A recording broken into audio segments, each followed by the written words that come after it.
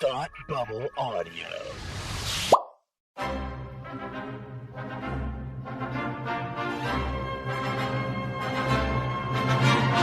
Look, up in the sky! You will never find the more wretched hive of scum and villainy. Welcome to Beer with Geeks with Tim and Frank. Who are you? I'm Batman. I am Iron Man. Your friendly neighborhood Spider-Man. Hi, Christopher. I'm Nero. My name is Inigo Montoya. You're a wizard, Harry. A couple of guys with a couple of beers and a whole lot of pop culture nostalgia. Make it so, number one. Ladies and gentlemen, the Beatles. Name the dog in the animal. Life finds a way. I am serious. And don't call me Shirley. Now sit back and crack open a cold one, because it's time for Beer with Geeks. It comes in paints? Shaken, not stirred. Great Scott! I was way off. I knew it started with an S, though. Hi, and welcome to Beer with Geeks, where two geeks geek out with beer. I'm Tim, and with me, as always, is my operations officer, Frank. How are you today, sir? Good, sir. How are you? I'm very well. Thank you. Salute you. Thank you that we did not salute in Starfleet, but thank you for doing so. Okay. Yeah, but you can continue to call me please? sir. Okay, yeah. Thank you, Yeah, sir. no, I'm just kidding. They salute in Starfleet. Just kidding. We don't salute on the good ship, pod ship. Ah, yeah. Pod ship, it's the perfect pod ship. Yeah. Just like friendship. Oh, In yeah. friendship, it's the perfect blend ship. Do you ever see that episode of I Love did. I Love Lucy? Lucy? Yeah. Yeah. Where they And start they're ripping the dresses off and they each were in other. the same dress? Yeah, it's a Yeah, good yeah. episode. Yeah, I never liked it when Lucy and Ethel fought, though. It's always sad. It's fine when Lucy and Ricky fought. They always fought. It's fine when married couples fight. But best friends, that's sad. Anyway. Yeah. Yeah. How you doing? How you doing? I'm good. We're drinking a very special beer. We're drinking the same one. We are. We're to drinking celebrate my birthday. We are celebrating your birthday. Happy birthday, sir. Thank you very I'm gonna much. cheers you early just because it's your birthday. Thank you very much. All right, that was yeah. a good cheers. That was a good What cheers. I don't even know what we're drinking. You just poured it for me. We are drinking Southern Tier Blackwater Series Chocolate Imperial Stout. It's very good. It's very delicious It's beer. very chocolatey. Very chocolatey. Yeah, it's Imperial Stout brewed with chocolate and natural flavor. It's good. I don't really go in for chocolate beers a lot, but I'm really enjoying this. It's really, really good. Chocolate malt, bittersweet Belgian chocolate. This is a really good one. I'd never tried this before, but it's kind of a little bitter, but like medium bitter. It's like a dark chocolate. Yeah, dark chocolate. Yeah. It's not a milk chocolate beer. It's Right. a dark chocolate beer. Belgian dark chocolate. Yeah, it's really good. It's very, very good. I'm quite happy with it. We thought we're having a little dessert beer to celebrate your birthday, and Just like Captain Kirk celebrated his birthday recently. Whoa! I did not even do that on purpose, but it worked out. I know. That was the only reason that I said it was my birthday, because I caught the connection when I was And much like introducing Captain the Kirk, show. Much like Captain Kirk, you're not really a big birthday guy. I'm not a big birthday guy. No, it's just a day, and I'm one day older than George Kirk ever was. Yeah. Pour one out for George Not Kirk. my father, who is still alive. No, yeah. no, your father is very much alive. He's very much alive and definitely has reached past the age that I am now. Yes. Yes. And past the age of George Kirk. Yes, very good. So Star Trek Beyond came out. Yes, a while back now. But we had some Comic-Con news to get through. We had to get through it all, but we promised a few weeks ago that we would come. We talked about Star Trek just about a week ago, actually. About 2 weeks ago. Yeah, we promised that we would get to Star Trek Beyond when we got a chance. So here we are. Yeah, we both seen it now, and I've actually seen it twice. Oh, cool! Now. Good. Yeah. I just saw it yesterday as we record this. So okay, I saw it. It's pretty fresh for me. I saw it opening Thursday, opening night. As per as my customary movie, and friend of mine, it was like 95 degrees outside. And he was like, I really don't want to mow my lawn. And we had talked about going to see Star Trek, and I was like, well, we could go still see Star Trek as per our original plan instead of you mowing the lawn. He was like, oh my God, you're so right. Let's do that. And so instead of sweating his butt off and dying mowing his lawn, we sat in a cool theater and watched Star Trek. So what was your overall impression? I really liked it. I don't think it's as good as the 2009 reboot. I think it's better than Into Darkness, but I think the action in Into Darkness is better than Star Trek Beyond. But I think the story and the characters are better in Beyond than. Does that make sense? Yes. I think Beyond they're the most true to the original characters than they've ever been. I think the original film, but that 2009 film was still my favorite. I don't know if we've ever agreed so much as we do on this. I agree so completely with everything you just said. Well, that doesn't make for interesting radio. But well, let's talk about it. I thought it was a really, really fun movie. It's a lot of fun. A really fun Star Trek movie. It's a lot of fun. It felt like, and I don't mean this in a bad way, but just a long episode of the original series. Yes, that's exactly what it was. Not meaning too long, not meaning, it was a well-paced. It was like a two-parter. It was like the Menagerie part 1 and 2. Right. Is that an episode? It is. Yes. It felt like just a 2-hour long, well-paced episode of the original series. Like it felt like a plausible Star Trek original crew story. Yeah. And I agree. It was a better story than Into Darkness. Maybe the action wasn't always as good, but the characters in the story were solid. They were solid. And true to form. Yeah, very. Well done. They did not go against the Prime Directive once. They did not. They did not. They actually did not. I can't think of a single time that they did. I think that is really my, like, because if you go against the Prime Directive, I mean, like, Kirk goes against it and sometimes and whatever else, but he does it all the time. But if Spock goes against the Prime Directive, it all falls apart. Right, because Spock is held to a higher standard when it comes to those things, and he does, and he does not. And I think this movie shines with some characters that others were kind of like. Carl Urban's Bones was kind of regulated. Dr. McCoy was kind of regulated to a very small part in Into Darkness. That's right. Where he was given quite a bit to do in this film. Carl Urban almost didn't come back.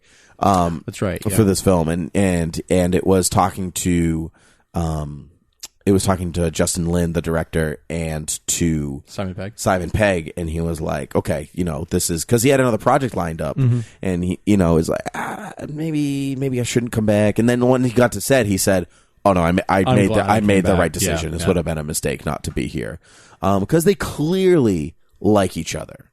Oh yeah, they have they get along. Chemistry. Yeah, the whole cast. Yeah, the whole core cast. Yeah, there's that last shot. Spoilers for the whole film. There's that last shot where they're in the end, like they're all holding their drinks in their civilian clothes or whatever, and they look like a real group of friends having a real party. Right? Exactly. Like it didn't feel like actors on a set. It felt like friends gathered for a party. That's right. Or even colleagues gathered for a party, because that's what I guess they are. Yeah. But I mean, when you spend 3 years plus out in space, I mean, it's the beginning of the movie. He talks about the relationships on the the Enterprise, for better or for worse. These things happen. Right. So true. Yeah. It was that came across. It was very evident that they were friendly, that they were friends, and they had a good rapport with one another. Let's talk a little bit about, let's kind of go through the story a little bit, and as we go along, talk about the characters. Yeah, okay. Beginning of the story, we got Kirk. He's on that planet. He brings a little box that they don't know is a weapon, or they know it's a weapon, but it's like, they don't know what kind of weapon. Yeah, he brings it to that alien race. They freak out, right? So they end up back on the ship. Which was so funny, so great, so funny. So it was so, again, a so original series where, like, Captain Kirk is on a mission and he's trying to do this thing and whatever, and the forced perspective of, like, those aliens up on high, like these giants up on high, and they come down and they're tiny. They're like up to his ankle. They're little ankle biters. Tiny. I love it, but I love when they beam him back and he's like, "I ripped my shirt again." I know.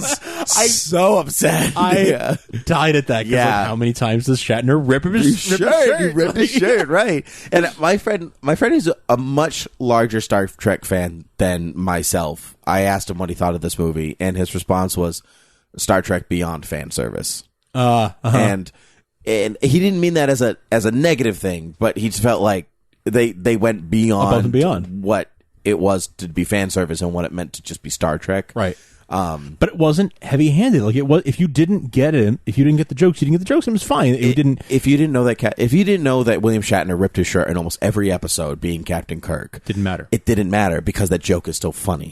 Right. That's exactly right.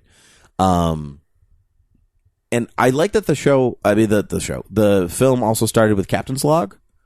That's right. It did. Which is, like an episode, Captain's Log. This is where we are and this is what we're doing, and it's good. And similar to Into Darkness, where it began, like, sort of in the middle of a mission right? Like it's just very much like an Right. episode, or like, Yes. like we're starting in the middle of the action in media res, right? Like let's just jump right into it. Throwing out all the film terms today. I It's know. very good. I and went very. I went to college. Yeah. Just like in the middle of the action, in the middle of the story, and yet they found a way to do something that was both like, it seems like it's like the beginning of a Bond film, right? Where it's the end of the previous cold open. Yeah. End of the previous mission going into the mission. Yeah. But it linked in because of that relic. Yes, which you didn't think it would. You didn't link think in. it would. Well, I mean, if you know storytelling, you can kind of assume. But they could have very well have just had that not mean anything. And sometimes Bond's cold open do link to the regular story. Sometimes they do. And not Spectre, the previous. Skyfall. Yes, Skyfall's exactly. Linked. It Yeah, did link you know, in. we got to get the list of people. Right, yeah, right. That's a link. That's yeah. a good example. Mm-hmm. Yep, absolutely. And then it linked out where we had the little ankle biter people. Yeah. One of them showed up at the end of the movie in that cocktail party. Yeah, I love that. He was like, I can't remember what he called it, but he was like, it's still not wearing pants, I see. Yeah. Yeah. Oh, it was great. That was actually Chris Pine's idea. He ad-libbed that. Yeah. Or not ad-libbed, but he thought it would be funny if it linked Yes. back together. Yes. And so going back to what I said in a previous episode about how much I love Chris Pine, guy's just great. He's great. He's great. Yeah. So anyway, so we have to. So Spock logs this thing that those little guys don't want. And it gets intercepted. Gets taken out of their system. Yes. Because the bad guy Crawl is looking for something like it. Some of the Crawl stuff is a little unexplained. Like, how does he get into their system? How does he know? It's true. It is true. I would assume because, I mean, like I said, spoilers for this whole thing, so I'm going to spoil the end. Oh, yeah, because he was part of the Starfleet, I would assume that he's been access. scanning for Starfleet systems and stuff like that. I would just assume I kind of assumed a lot, and it just made sense. It didn't matter. It didn't matter. Matter. There are movies where the bad guy's motivations or his, not mechanics, but I guess his how he does things. Yeah. They need to be explained. Yes. And then there are others which they do not matter. And this is because his motivation was so clear. That's it. And I the technology doesn't matter because it's whatever. It's Star Trek. It's the future. It doesn't matter. It's Star Trek technology that for some reason Starfleet technology was intercepted, the encryption, whatever. Right. Doesn't matter. If it's Lex Luthor and Batman v Superman, you want to know, why did he do this, blah, blah, blah. But if it's this, it's it's the future, it's fine. That's where you get trapped. It's sometimes where films or stories can trap themselves in the real world because then you have to explain things. When they try to explain too much, there's a fine line of explaining too much and explaining enough. And this did the right job of explaining enough, and I didn't even really think about, how did the technology... It doesn't matter. Right. It just exists. Well, because I think... The same way you can transport people. It just exists. I think Simon Pegg in his script did a really good job at making this about the characters, because even the cold open for the film is it's not an action beat, really. Yeah. I mean, he gets attacked by those little guys, but then he kind of just spins, and then he just gets beamed up, and that was that. Right. It's not really about the action. It's about the right, and then it slows down. Yeah. And then it's about him, celebrating his birthday in a few days, and and Chekhov is not a vodka guy like they thought. Yes. Okay, this is bad.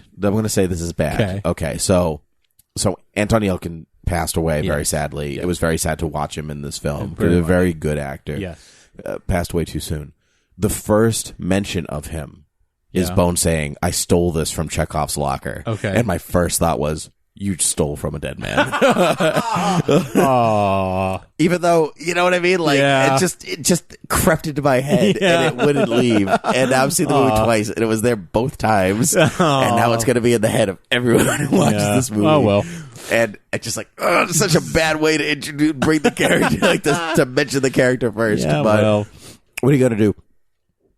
It was really, I like Kirk's.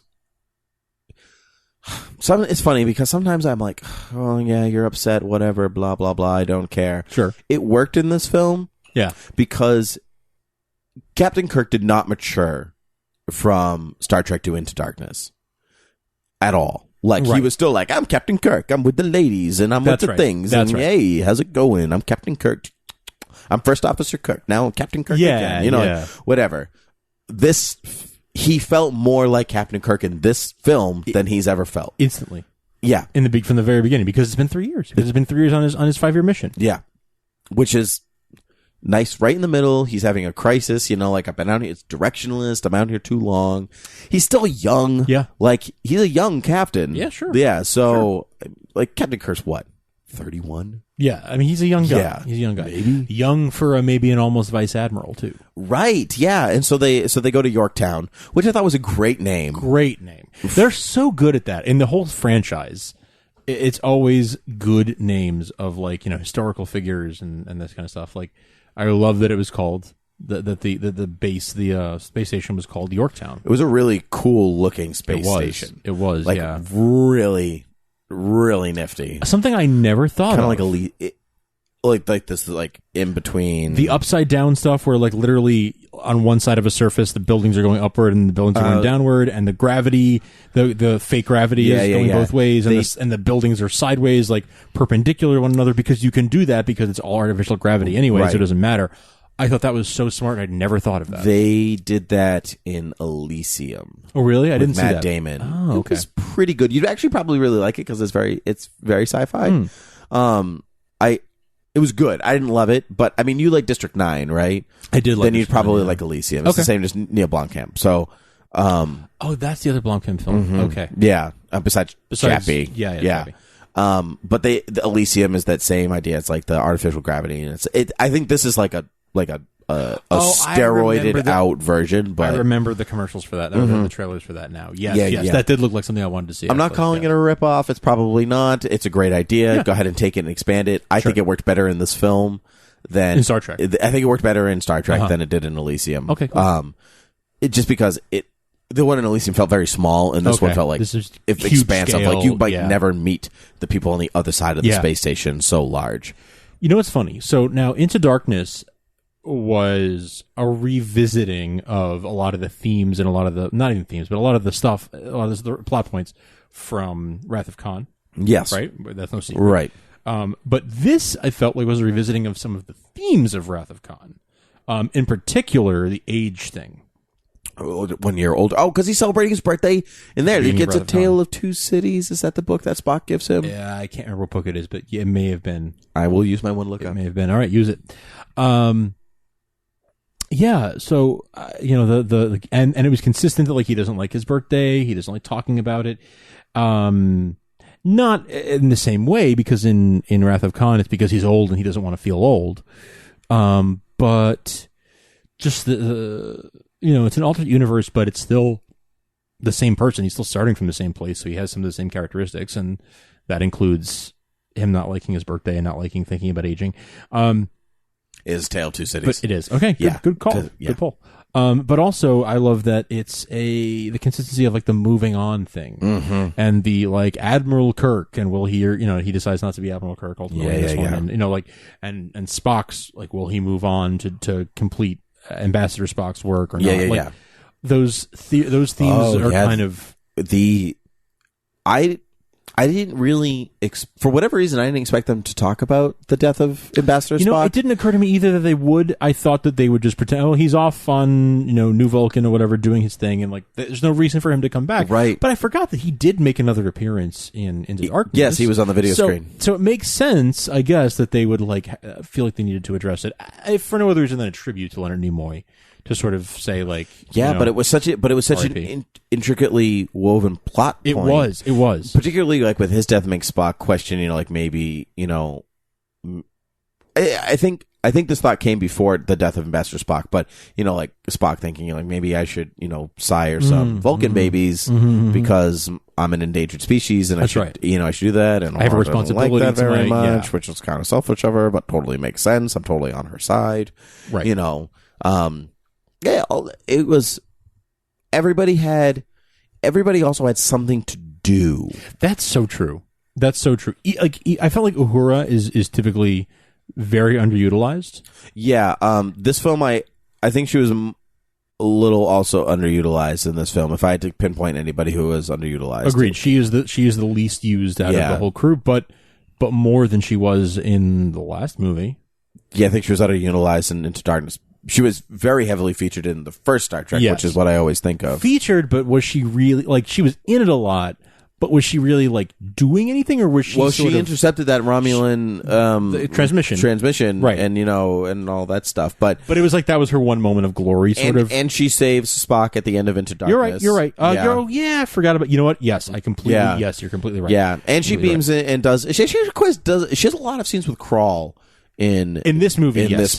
So in this movie, I felt like they made better use of her than they have before. Yeah, still not enough. No, not still enough. Not enough. But more and moving in the right direction. Yeah, I agree with that. Yeah. It's tough. Ensemble pieces are tough because you want to service everybody in some way.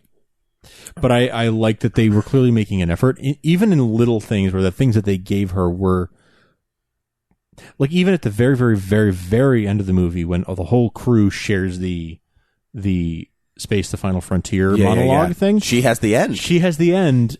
And she gets to say to boldly go where no one has gone before. Yeah, right. That was significant that they had. I thought so. A woman and a person of color saying where no one has gone before. She also saves Spock again in this film because he beams down to save her and he gets stuck and she's like, "What are you doing here?" And she was like, "Well, obviously, I'm here to save you." Right.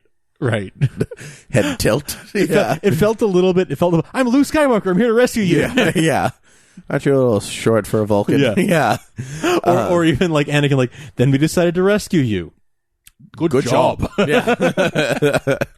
Yeah, it does feel a little like that.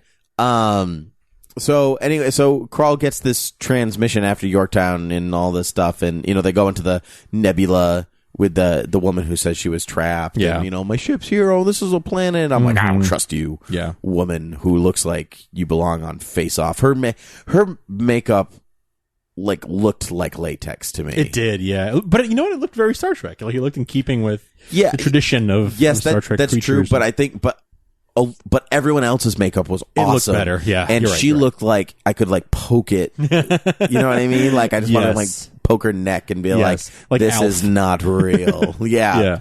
I thought she was. Yeah. But anyway, I don't disagree. And so Krall and his minions attack to get the little weapon.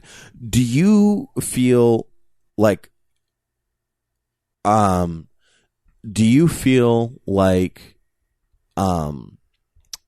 Enterprise getting destroyed is like a thing that got destroyed again, like whatever? Yeah, a little bit. It's like, okay, I guess it's time to do that story now. Like, it's see, now that's funny because normally I feel that way. Blow up the damn ship. No! Mm-hmm. That's a good movie. It's a good movie. But I didn't feel it in this movie because it's a big setup for them to get stranded on the planet for a very particular purpose. Yeah. And I mean, it gets revealed to the end of the movie in a little lightning speed way. I mean, I didn't feel bad about it. I mean, to be fair, I knew about it going into the movie. Right. Because it was all the trailers. Yeah. So knowing that, I was like, okay. The first movie was the origin story, right? Right. The second movie, it was like, oh, I guess it's time to do Khan again. Right. And this time it was like, oh, I guess it's time to blow up the ship again. Right. It's sort of like they don't have to, but in a way they have to pay homage to okay, how can we do this, hit the same beats that happened in the old timeline, but do them again and reimagine them in this new timeline. Right. They did it not so imaginatively with Khan. They did it much more imaginatively this time. Well, because, normally, when stuff like this happens in any film or TV show, they're like, oh, this looks dangerous. We should try to stick it out for a little while and see if we can make it. But this movie, he's like, nope, get us out of here. This is terrible. Which was like a very mature Kirk, right? Who's been through different experiences. And right. It's like, oh, no, I'm calling this. Get us out of here. Yeah, it's like warp us out of here. Yeah, it's like, nope, this is not going to be good. But by that point, that was right away. He was like, nope, red alert, shields. Yep. Go. We need to leave. It was right away, and it was already too late. That's what I really enjoyed about the destruction of the Enterprise. It didn't feel needless. It felt like an actual threat. Arguably, the only time there was any sense of danger in this film, I didn't think that the action in this film after the ship crashed felt in any way like, oh no, are they going to get caught? They're definitely not. Yeah. That's true. I guess. So, okay. So, so they. Yeah.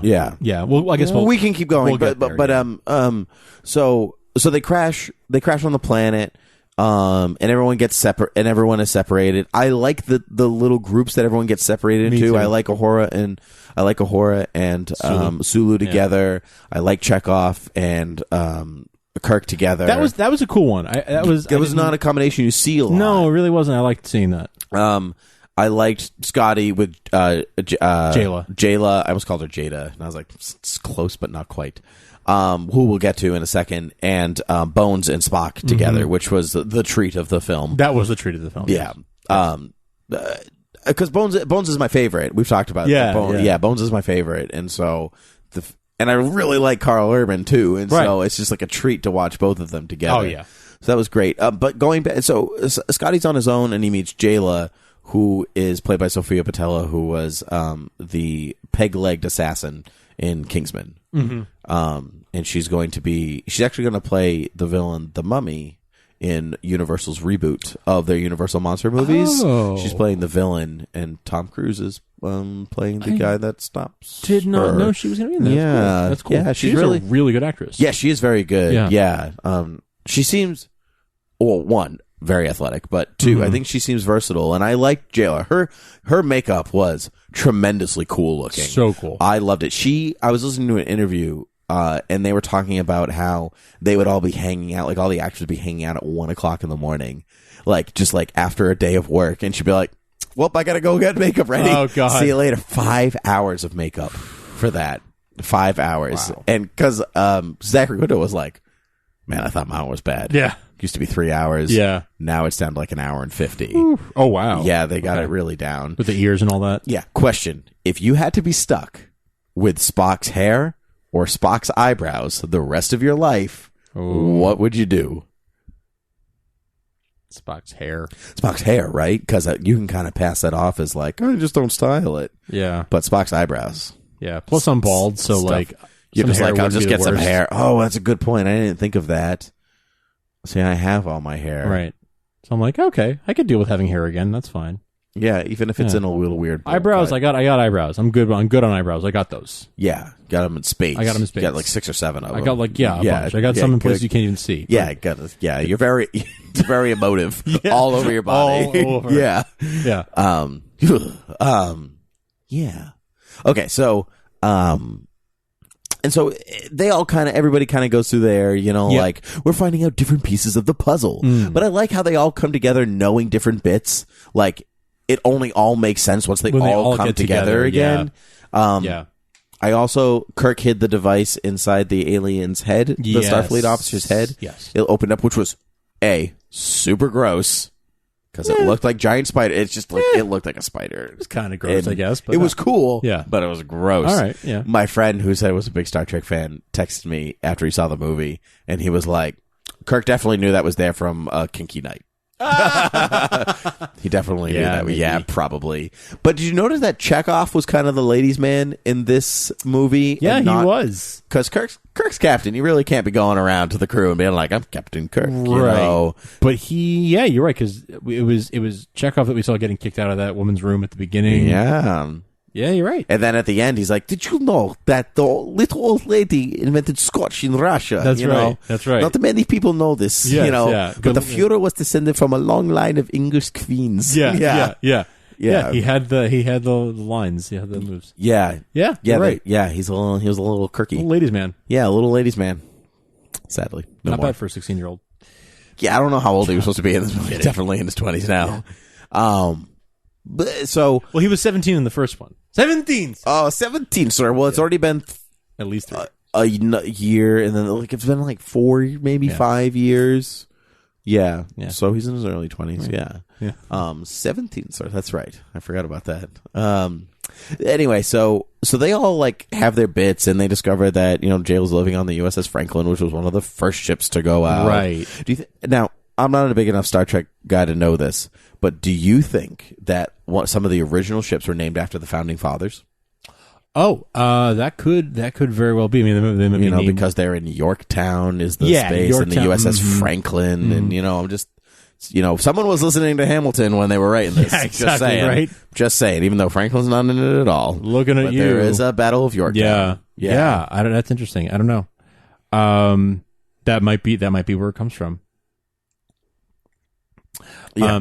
Somebody write in and tell me, because I'm not. I was wondering when I was watching it if those were names of if that was the name of an actual ship from an earlier show, or something that was referenced in an earlier show. Oh yeah, like Section 31 from Into Darkness, stuff like that. Yeah. If it was something that like people would be like, oh yeah, that's an actual like real one. But I'm using my one lookup right now. It doesn't look like that is necessarily from ST video game Starfleet Command 3. The vessel was succeeded in name by a Defiance class USS Franklin. So it appeared in a video game. Mm-hmm. Yeah, and a comic book.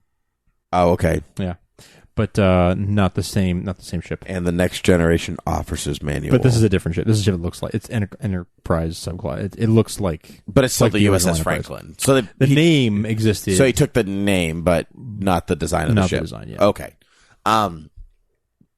I liked it. The ship kind of reminded me almost of like the Star Trek way. I mean, the Star Wars way of doing things, like lived in and gritty and kind of falling apart. Yeah. It almost had like a Millennium Falcon vibe to it, didn't it? Yeah, yeah.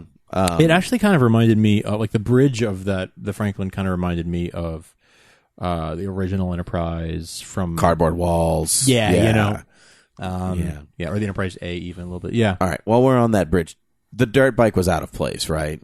That was just an excuse to get him riding a dirt bike. Yeah, which I mean, like he rode a motorcycle in the first film. That's the only reason why. That's all well and fine. He rode a classic car in the first one. Yeah. Like that's all well and fine. It just like that scene just felt weird to me. It was a little out of place, and it was like when he was like, "Oh wow, like my dad had one of these. Like this is so cool." Yeah, because I was thinking about my dad.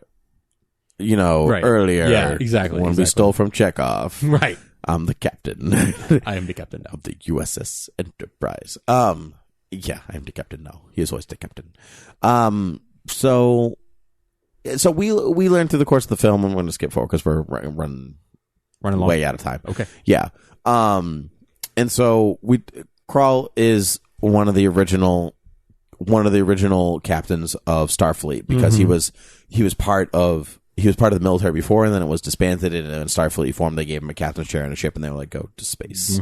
And he felt that Starfleet deserted them, even though they had no idea that he was stuck. And so he was branded a hero and written history books, and this whole time he's like, I will come back and destroy Starfleet. Kind of classic. Do you feel like it was a waste of Idris Elba? A waste of Idris Elba? No. Remember we were talking a few episodes ago about like, when they don't show a character's face or an actor's face, and they feel like, we got Idris Elba, so we should show his face or whatever. It made sense to me that like, okay, he found some technology where he gets to live longer, and part of that means he has to look different. Right. So at the end, when then he was like sucking the life out of people, and so he could look like himself again, a little bit like himself again. That felt like Spider-Man's mask coming off, or Iron Man's mask opening up, or whatever. Yeah, but he never really looked like Idris Elba. Never really looked like human just in Idris the video. Yeah. Like the surveillance footage and stuff. Yeah. So I don't know. It didn't bother me. No, it didn't bother me either. But he probably made that character a little more memorable because he's a good actor. Like it might have fallen to poop in a lesser actor's hands. But Star Trek's villains are not always the most memorable. I guess that's also not the point. Yeah. I mean, like, name me some really good Star Trek villains besides Khan. Yeah, exactly. Like, really. Yeah. Like, and you could name, like, races if you wanted to. But that's not the same. But most people don't really remember. That's not the point. Yeah. So it's maybe the Klingons. Right, exactly. So in some way, that's why I felt like it's kind of a waste of a really good actor. But in some ways, then it's also, sometimes they don't want to be part of a franchise. They just want to come in and be like, I'll do the one movie. And that'll be fun, and then I'll leave. So, and I like Idris Elba, so I don't have a problem with it. Yeah. I really liked their uniform updates. Yes. Yeah. Yes. Yeah. I really liked those. Because before it always looked, they were kind of wearing like loose Under Armour or something, and they were like, I'm ready to go to space. I've got my long sleeve. Did we talk about this already? Got my long sleeve t-shirt on. Right. I think we've talked about this a couple of weeks ago. We definitely touched on it. Yeah, but this one they were like, it felt like a Starfleet uniform. It did, especially when they when they crash landed, and then they're like, "Oh, got to change my crash landing uniform now." Yeah, right. Got to change to sell the toys okay, or whatever. cool. Yeah, got to change. But I liked all of those uniforms. That reminded me a little bit of, when in the original series cast movies, when they like the uniforms evolve and stuff. It reminded me of that. It's like, oh, it's been a couple of years. The uniforms are evolving now. It was you saw it going in that direction. I thought that was cool. Yeah. Yeah, I liked it a lot. I was never a fan of the original cast movie uniforms. I always thought they looked kind of dumb. They all looked the same, and it was very much like, oh, it's the 70s now, so they should look like the 70s. Yeah, I never ever liked them. Me neither, I did love the picture though when Spock opens Ambassador Spock's box, and you see all of them. Spock's box. That was a really nice touch that I wasn't expecting. I got a little verklempt. A little verklempt. Yeah. A little bit. It's like in Doctor Who when you see like all the doctors together, like flashbacks and stuff. A thing that I'd watch. Yeah, know, absolutely. It's more for the audience than it's for you. Yeah, I know. Or at the end of Day of the Doctor when you see literally all the doctors together and it's like, oh, they're all together. They're standing all together. It's just so cool. Yeah, I understand. It was just like, they're there. They're all there. Like, I know them. You were there, and you were there. Yeah. And I don't know who the hell you are. And, I had this really dumb moment, which I'm willing to admit on the podcast, where I was like, but they don't look like the same. They don't look like this is the old cast. And I was like, oh, wait, but if Leonard Nimoy is the older version of Zachary Quinto, then they're all just, never mind. Yeah. It's like them 40 years from now, 30 years from now. This whole thought process happened in a nanosecond. Yeah, right. But they don't look like they do. That's because they're different actors. That's because it's 30 years later. God, I'm good. God, if they age into them. Yes, they age into them. I knew that. But I just had a dumb moment. So. Yeah, it doesn't. Yeah. It doesn't. I wonder if that moment hits if you don't know what the original cast looks like at all. I think it has to. Because like he opens up someone's like, who is that? If for no other reason than you see Spock, and you saw Ambassador Spock at the beginning of the movie, so you see him there. Oh yeah, that's a good point. And then you see an Asian person, an African American woman. Like, okay, it's gotta come together, no, right? You're I would hope. But none of them have a mustache. Whatever. I know. I think it comes together. Yeah, I would hope so. Scotty got really fat. He's not that big. Yeah, but it was a really touching moment for me. As somebody who likes those movies a lot. Did you notice that Simon Pegg called Jayla Lassie a lot? Yeah, a lot. Well, Scotty did that a lot. Yeah, but he hasn't in the past 2 movies. Well, he's growing into it. Yeah, it was just but it was twice in one scene, and then the next scene she runs out and he's like, she's lost people too, Captain. And he goes after, he's like, listen, Lassie. And I'm like, stop, she has a name. People are gonna think that her name is Lassie. Like the dog. Yeah, right. Just I get it, he said it a lot, but you could say it less. It's okay. Yeah. Didn't bother me. I noticed it, but it didn't bother me. Sulu's husband and daughter, it was a lot more understated than it sounded like it would be.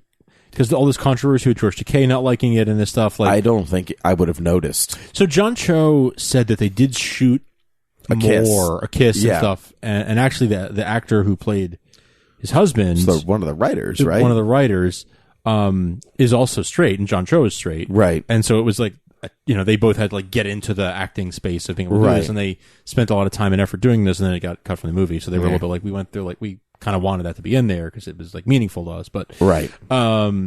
We love each other now, right? But you know what? I there's something to be said for the way that it's not really spoken about, because in this time in the future, it's not a big deal. It's not a thing. Nobody cares. It's not a thing. It's not something that anyone dwells on. It's just. It's almost just would you dwell on it if you saw somebody with their husband and wife, with their child? Right. You wouldn't dwell on it. It's just right. Whether it's a husband or a wife, it's just character development for him. Right. It's understated Here's character his development. family. Yes. That's all that matters. Somebody wrote, they said, I don't have a problem with Sulu being gay. I have a problem with Sulu having a family and signing up for a 5-year mission. Yeah, yeah. And I was like, that's a good point, but there are a lot of people in the military who do that. They do tours and, all that stuff. I don't think, and they're in Yorktown, which means that they probably go back to Yorktown more than they would. So I get the problem with it, but I think it is what the world is then and is now. Right. So whatever. Do you have anything else to add about the film? This was just a really fun kind of return to form. It was Into Darkness was not as fun as I'd hoped it would be. It still has its moments, though. I don't think it's not a bad movie in the way that people say it is. It's not at all. It's not at all. I don't think it's a bad movie. I own it and I watch it from time to time and I enjoy it. But I will now. I think now that there are 3 of them, soon to be 4. I think I will enjoy watching them as a trilogy while it's only 3 of them, and I will enjoy sort of like I'll watch the first one and I'll love the hell out of that one for the 51st time, right? And then I'll see the second one and I'll be like, okay, this is the one that I have to sit through so that I can get to the third one, which is fun again. Yeah, and I think that's kind of how it's going to be for me. Somebody said that you could skip Into Darkness. You could watch Star Trek and then Star Trek Beyond, and I feel like there might be times where I'll do that. They don't mention anything in Star Trek Beyond. There's nothing in the film because even Carol Marcus isn't in the film. You're right. So there's no mention of her is either. No, so you because the first movie ends like they're going to go out into their 5-year mission, and the second movie starts and they're not, and it's weird because you said that they were going to, right? And so you could skip Into Darkness, and you would be fine. You're not missing it. True. It's like you can start the original films with Wrath of Khan. And you're fine. Which I often do. You do not need to watch Star Trek The Motionless Picture. Yeah. Yeah. Slow motion picture. I will very, very often start with Wrath of Khan, even skip Search for Spock, and then go straight to Star Trek 4, which is just a hoot and a half. I love that movie. I love Star Trek 4. Many people do. It's the most fun original Star Trek movie. Yeah, it's almost... Wrath of Khan is almost like Empire Strikes Back in a way that it's like maybe it's the best, but it's not the one I want to watch when I have a good time. Star Trek 4 is the most fun. Right? Yeah. Captain, there be whales here. So dumb. It's so fun. It's so fun. I'm not saying it's not. It is, but it's dumb. But Star Trek it's dumb. Is dumb. Just like all things that we love. At the base of it, it's dumb. Yeah. You know, but the Voyage Home is it's got a special place for me. I saw it as a young age, and it was a ton of fun. Well, double dumbass on you. That's the one directed by Nimoy, right? Yes, it is. Yeah. I think he directed a second one, too. Yeah, he directed 2 of them, and that's why Shatner was like, it's in our contract, we have to be treated equal, so I need to direct a movie. Right. And you directed the worst one. Although the opening scene of his film is really good. Yeah. And then it just, as soon as they go into space, it just topples. It just falls off that mountain he's climbing. Yeah. Yeah. But whatever. I like the hiking stuff, though. Yeah, me too. I'm really excited for Star Trek 4. Chris Pine and Zachary Quinto are already signed on. Good. And so others, I'm sure, will be close behind. I just can't imagine not doing these movies with Carl Urban or with any of them, really. You know, if it's tough. If any of them are like, no, I'm not coming back, that would be really, really hard. They're gonna be a big blow. They're going to have to recast, though. You can't. Spock and Kirk are essential, but like, you need bones. You can't, especially with Anton Yelchin passing away. Him, they're not recasting, right? But I feel like that's one of the characters. Like, you can't get away with not having Sulu at the helm. Yeah, you know what I mean? I know. But you also can't really get away with recasting him, which is why it's hard. Because like you can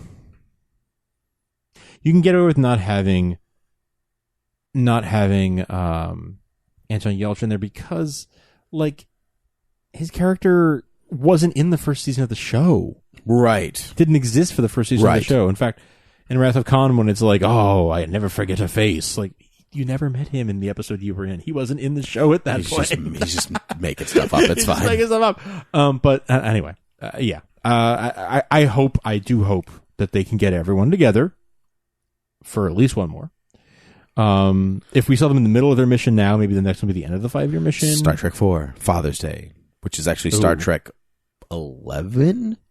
No, this is like 15 or like if we. Oh yeah, because 11 was gen, right? Yeah, I think 11 was 610 Star Trek 2009. So Star Trek 14. 14. It's probably I mean, if we're calling 1 is good, 2 is bad, 3 is good, 4 probably going to be bad. Even numbers are good, so 14 would be good. No, if even numbers were good until the reboot. Oh, you're now right. Odd numbers are good. Oh shoot, you're right. Yeah. Oh shoot, they yeah. Oh, they broke it. The reboot. They broke it. 11 and 13 are the good ones. Right, because it's the reboot. So now it's the opposite. Yeah. Oh, so now it's the odd numbers. So 1 and 3, and now I'm sure I'll be fine. Chris Hemsworth is back as George Kirk. Why would you not want to see that? You're right. You're right. Chris Hemsworth is in a movie. Why would you not want to see that? Chris Hemsworth. Why would you not want to see that? Yeah, exactly. Do I like better playing the saxophone or listening to the saxophone? All right. Do you know what I'm talking about? I do know what you're talking about, Ghostbusters. Great, yeah, it's a great joke. You're done. Yeah. That's it. All right, let's move on. Let's I get it now. Points for you.